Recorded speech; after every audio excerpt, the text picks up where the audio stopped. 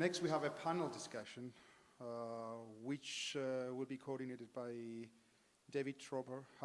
And can we please have at the panel Mr. Demetris Charalambous, Mrs. Martina Meinders, Mr. Sofronis Theodosiou, Captain Nikos, Aslanis, Andromachi Demetriou, Natalie, Georgiou, and Yannis, Pastellas. Now we are waiting for the chairs, otherwise we have to sit on the bench. We realize we are the only thing between you and the cocktails, so we will try to be on time. I think everybody has found a seat. Great. Excellent. I think we've heard it a few times already today, but I would also like to express my appreciation for the invitation here. And yeah, just how awesome it is to be out amongst people again. Physical contact. I'm a Scandinavian. I saw a nice LinkedIn post the other day that in Scandinavia we are really happy that the social distancing of 1 meter has now stopped, so we can go back to 3 meters. So but here we've had a nice blend of hugs, fist bumps, and handshakes, and I like all of them. So it's great to be here. The topic is connectivity as an enabler for crew welfare, e-learning, and remote troubleshooting. Not very wide at all. So I hope we can cover that small subject in half an hour. But let's try. We have a great panel here of industry stakeholders, both representing crew management. We have a couple over here, and we have some general managers also, and we have learning providers. So plenty of good capacities for the discussion. But let me start by setting the scene with a very short presentation, just to give us all something to think about, and maybe we can use that as the point of departure in the discussion. Can we shift the presentation, please?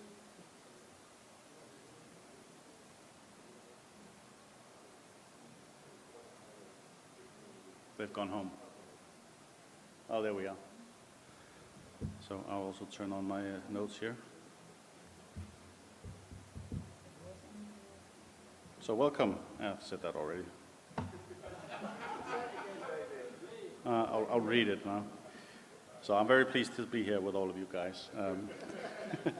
I think it's safe to say that the last 18 months have been a disruption to everybody's life.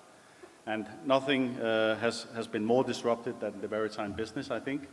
The lives of people at sea has been disrupted more than us. I mean, quarantine for us has been not being able to go to the grocery shop.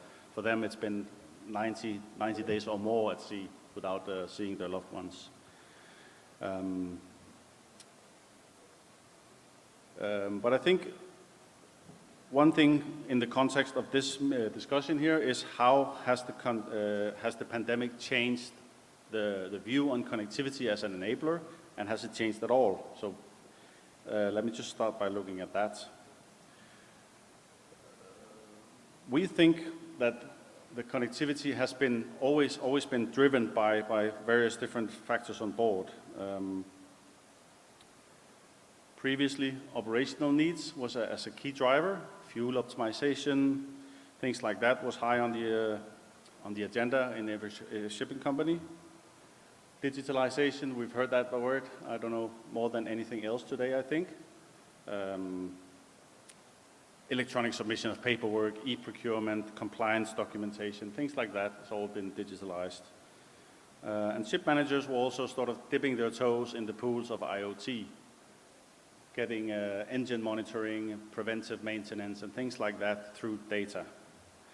But we saw the focus shift a little bit, and now you can't see the bottom of that slide, but it says remote support. So that's, funny enough, one of the topics for today. But since it was so difficult to travel and get permission to board vessels, remote support became a necessity in many cases for audits, for inspections, and for troubleshooting on board vessels. We also saw managers wanting to look after their crew who couldn't leave the vessels, so they provided better or cheaper connectivity for them so they could stay in contact with their home and also keep informed about what was going on out in the world. And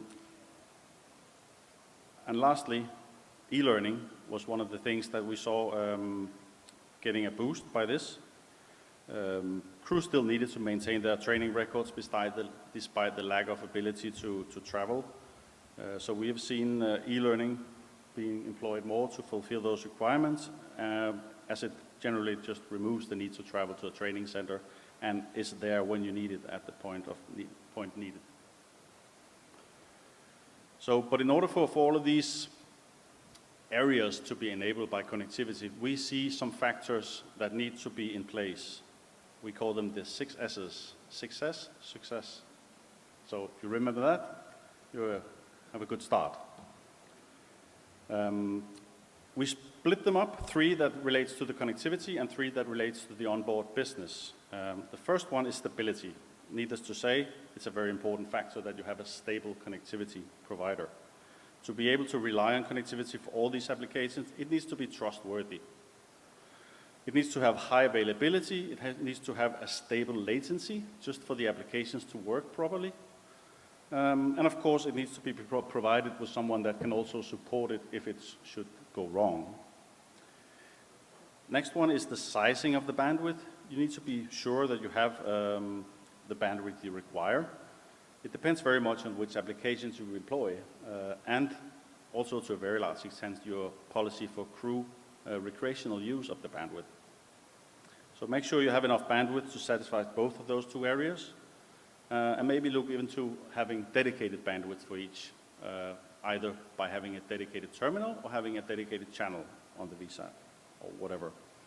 So just to make sure that you don't have a DP survey going on and then at the same time everybody's updating their iOS software, and maybe that's not a good combination. So the third one for this connectivity side is security. That's also been mentioned in a whole session of the conference today. Of course, security is important. So make sure you choose a provider that actually can block incoming attacks and all the trivial stuff, but also someone who can act as a guide or an advisor when implementing connectivity on the vessel, teach you best practices, or at least share knowledge from other customer cases. The next S relates to the ship side, and what comes first on the vessels? It's very closely related to security. Safety first, at least what they say on all the vessels.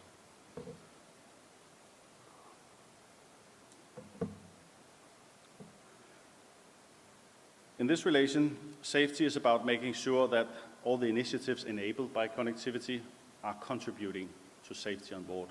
It should not be a distraction in any way. You should not implement stuff that takes away focus from safety. It's all well that you can do a virtual inspection wearing a HoloLens, but take it off while you're climbing the ladders. Next S, closely related to safety also, is skills. It's, of course, important that crew on board have the right skills to perform and to use these new technologies enabled by connectivity. They must be taught them so they can assist and take benefit from them. It should be done in a meaningful way that contributes to the education of the crew, so that when you do a remote troubleshooting session with the manufacturer, the crew can do it themselves the next time. So it's not just that the crew gets reduced to being the arms and legs of the technicians, but actually learn from the process. That should also contribute to the last part, which is the social life on board and the mental health of the seafarers, something that is high on the agenda everywhere also. We know from surveys like the Seafarers' Happiness Index that connectivity is quite important. Actually, it's probably the main hygiene factor if you take away the standards like job security, timely payment. It's right up there in the top of the list.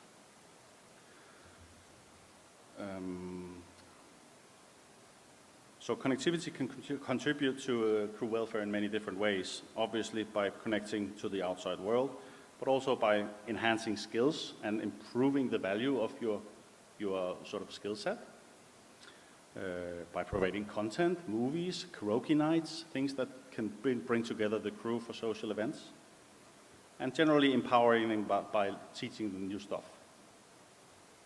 So that is the high-level background that I wanted to paint before we start with the questions. I don't know if you all have, most of you have presented, but perhaps you will just do a quick introduction of yourselves, those who haven't spoken today. Andromachi, Me first. Okay. please. So my name is Andromachi Demetriou. I'm a seafarer since I am 18 years old. I have a service on cruise ships, on ro-ro passenger ships, and also in cargo ships. Now I'm a third officer. Most of my career I have served in shipping companies. I have service as an apprentice. I started from apprentice officer, and after I was promoted to third officer and second officer as far as now. I have sailed almost all around the world except the USA, and it's been a challenging career until now, especially with COVID new requirements. Thank you. Natalie? I think Captain Nikos just had the chance. So, oh, yeah. So my name's Natalie Georgiou. I'm actually the head of the crewing department for Mastermind Shipmanagement. And at the current time, we are managing 27 ships and nearly 1,000 crew members. So obviously during this pandemic time, it has been a challenging job. Obviously, yeah. Sofronis? You spoke earlier today, huh? No, I didn't. No? Martina? Please. Maybe I talk in the hall, but not yet here. My name is Martina Meinders. I'm a managing director of Marin Shipmanagement. I think more than 30 years in shipping, 28 years I'm in Cyprus. I am now in the field of crew management. Before I was in chartering, in sale and purchase. I'm doing still certain investment schemes for ship owners, establishing Cyprus companies or Liberian companies. So it's a lot of commercial business as well, but mainly the business of marine ship management is the crew management. Thank you. Sofronis, did you present already today? No. So please, a short introduction. You can hear me. Good afternoon. My name is Sofronis. I'm working for Petronav Shipmanagement in Cyprus. Ex-seafarer, then decided to try my luck at shore. And here I am after so many years. I'm the head of crewing department of BSM Cyprus, the fleet personnel manager. And I think now we're having the biggest challenge of our life. At least I can say that of our career in shipping. The most affected section of shipping during COVID is crewing. And there is one thing that we learned from this COVID, that what we know is not existing anymore.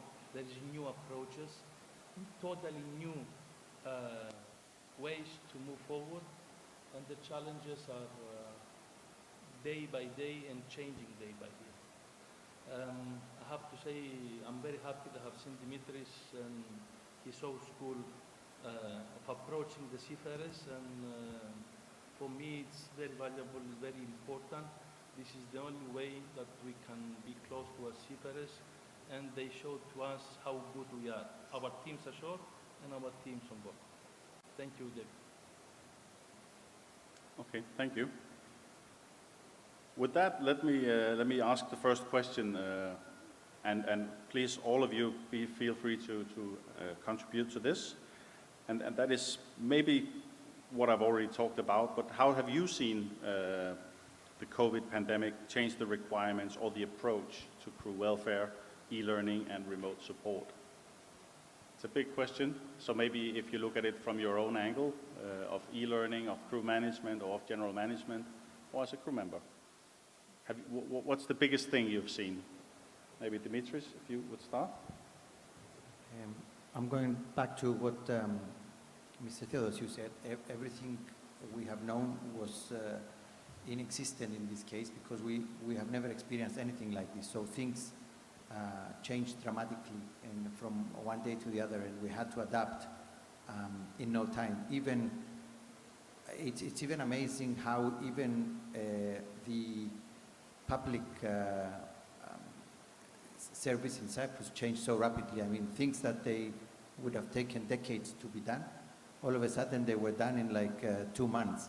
So this COVID was a huge driving force that changed everything we had done, the way we have done things in the past, and the way we had seen things in the past. But if you don't mind, would you repeat the 3 sections that you've stated? Crew welfare, e-learning, and remote troubleshooting. Remote troubleshooting, of course, it was the only option. So you couldn't send any technical superintendent, you couldn't send a technician, so remote troubleshooting was the only option you had. But has it been troublesome? It has been, because you couldn't have the same effectiveness that you could have had you been able to send somebody there. But of course, everybody did the best under the circumstances. There were extenuating circumstances, and everybody tried to handle in the best possible way.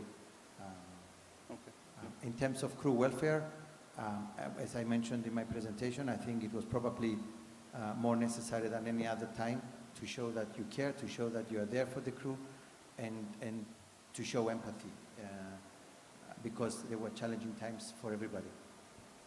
In terms of e-learning, I think it was also covered during the presentations, so I think that's all from my side. Maybe we'll get the gentleman a chance to cover that part. I believe. Okay, you can hear me. Ladies and gentlemen, good afternoon. I believe that since the start of the COVID-19 pandemic, as we know, all of us, the world has changed, and the market also. That means also shipping industry has changed, and especially the seafarers changed their life. We faced a lot of problems for the embarkation and disembarkation, and of course, it was and they were not able to attend physically the training courses. So, for that came into force the need of e-learning, and implemented, established prudently and correctly on the various training centers for all seafarers, ashore and aboard. Yep. This Okay. for e-learning. Thank you. Maybe we could ask our 2 crew management Yes. representatives, what specifically have you done in your companies to improve or enhance life for crew during these difficult times? So Sofronis and Natalie? Well, from our side, the main thing that we have done was to increase the internet on board, Yeah? which was very important for the crew in order to stay connected with their families. We have sent karaoke machines, the upgraded versions, to all vessels. Excellent. We have made sure that the crew on board at least once a month has a barbecue, so the crew can forget their work for a little while and be able to communicate and speak to each other and have some time with each other in a different light. So overall, this was something that we were trying to encourage on board. Yeah. That's good initiatives. Maybe Sofronis? Yeah, so very good. I mean, we have done the same thing. I mean, increase the internet or free internet. This is a key. Yeah. I think. And the communication is the key to success.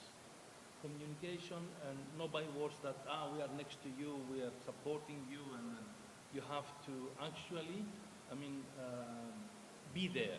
And for this reason, we have established a weekly meeting with the senior officers, meeting, by Skype or by telephone. And we wanted to have the rating representatives in order to have a chat and share their worries and what we do for them. So this was, it had opened up a communication channel. Yeah. And they were more able to communicate and listen their worries and transfer them what we are doing for them. The same has been done also with their families from our agencies. Okay. So it was another communication that we wanted to be first to know if there is something wrong with the family before we find it from the crew. Yeah. So we wanted to have the communication channel from the family to the agency and then to us, than the other round from the crew. That's good to hear. It sounds so simple. I mean, it's really, when you boil it down, it's small initiatives that make sure that the crew feel that they're heard and seen and understood. So it's beautiful in its simplicity. Time-consuming, a lot of time. Yeah. At the beginning of COVID, since we had no crew changes, it was easy. Exactly. But Yeah. later on, this administration became really a mountain to walk up. So Yeah. it's really, but we still need to be there. We have to. This is the only way to get the people be loyal with you and accept all the difficulties, cancellation of flights, delay them, inspection, and all these things that they're facing day to day. Yeah. Okay. Thank you for that. Any more, Martina? I think what is very important to say as well is it's very hard for the crew on board, but I have to say as well it's very hard for the people ashore. The and family. we sometimes have to say as well that the people ashore have to do an excellent job 24/7 now, because always on the weekend flights are cancelled, suddenly the visa, what they were waiting for, everything has to start from the beginning because the schedule changes of the ships, and we have congested ports now. So it's not even, I think it's more difficult in 21 than it was in 20, because slowly we realize what's happening, but now every day there is something new. And when I hear the phrase seafarers should be key workers, I'm sorry, but a lot of ports still do not consider seafarers as key workers. A lot of administration don't do this. A lot of governments don't do this.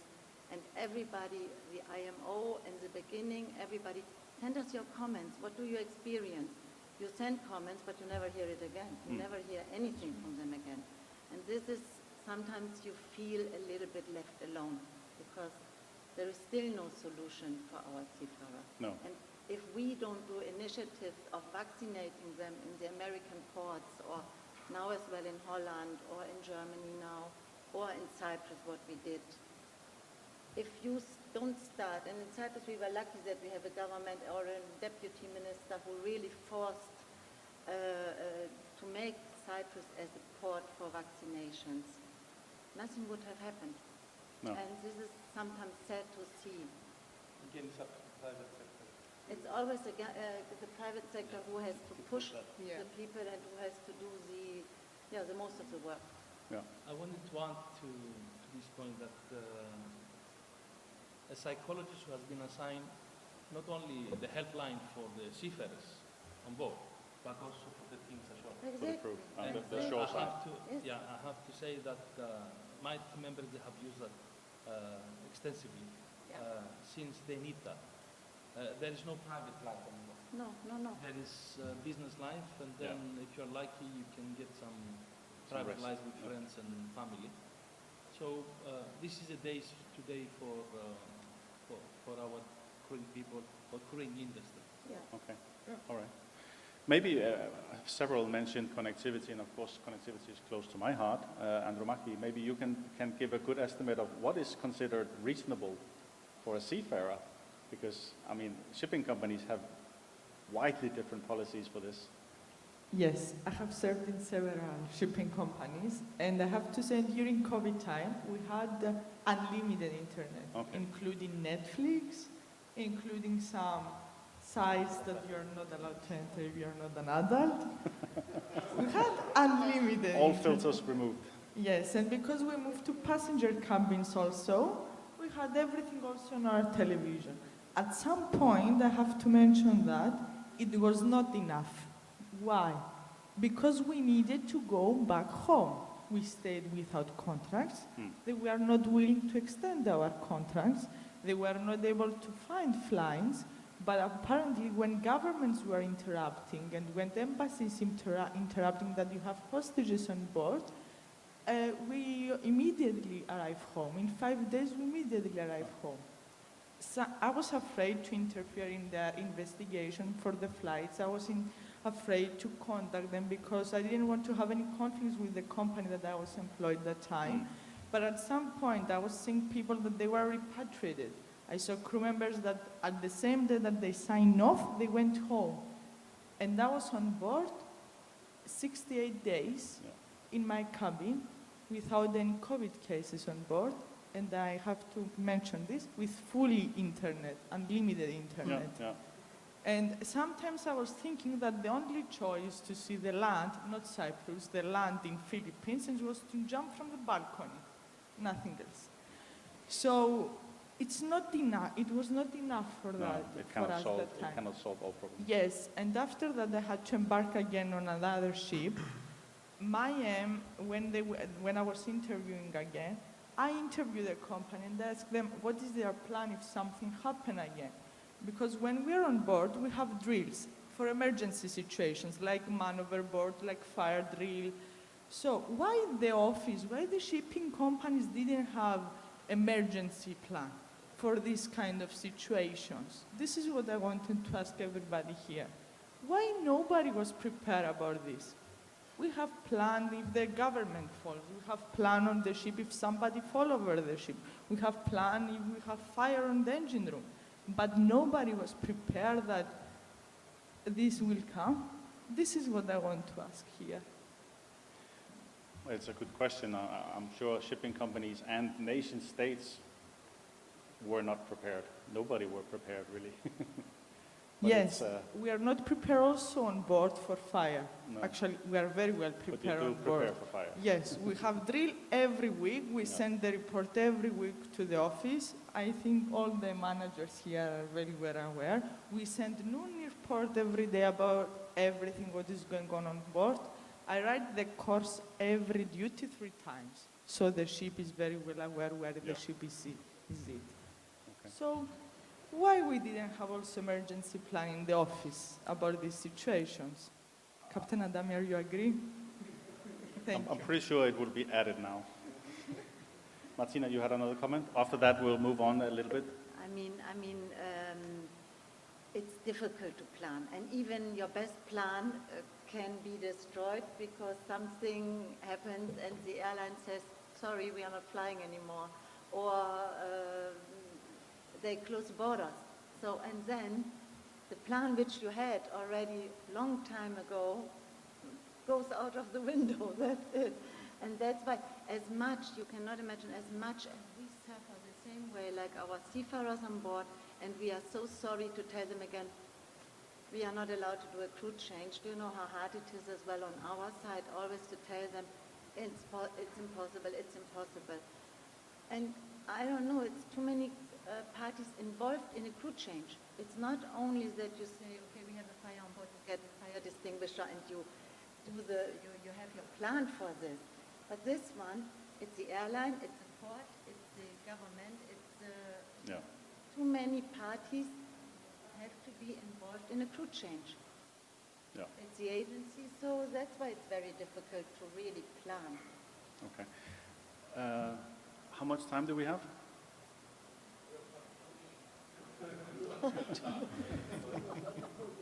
Let me just give a chance to our e-learning representatives here also to voice their opinion about the future of e-learning. What do you see changing, and has COVID changed the way people have approached this?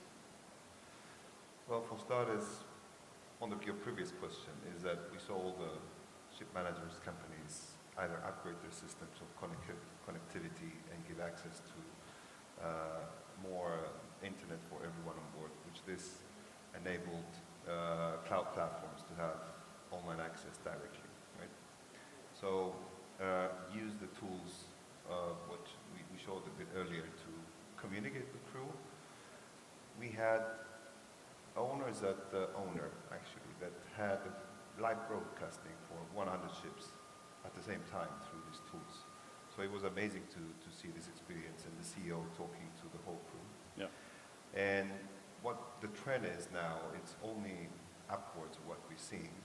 And the data we have, it's not going to have a backlog. But the thing is, how do we change the learning in leaving from the traditional part of, a CBT, e-learning, to micro-learning, to gamification, to cloud simulation, and evolving more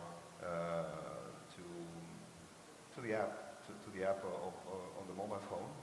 So now you can download the whole training and you can do it through your mobile device.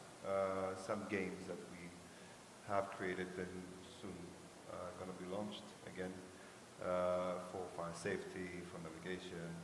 So we see the trend going more and more to more sophisticated applications. More engaging applications. Yeah. Okay. Captain Nikos, you have anything to add? Or? About e-learning, I believe with the chance of COVID-19, that the e-learning will give a big effort to all seafarers to attend a lot of courses. For example, EMEA model courses that cannot attend when they are ashore during the leave period for 3 months. Because all the seafarers prefer when they finish disembarking to stay at home and not to attend physically the courses. Because they want to be near to their life. They prefer to stay at home, to attend the course, the e-learning course, sitting nearby them, their children. Yeah. And are you enabling that? Yes. Yes. So that's something that will change. It's completely different. Yeah. Sounds good. Thank you. I think that's all the time we have. Anyone has a closing remark or something they would like to say before we wrap up? Some key punchlines you want to get rid of? Sorry? May the force be with us. May the force be with you. I think that's a good closing remark. Thank you all very much for joining and for your opinions.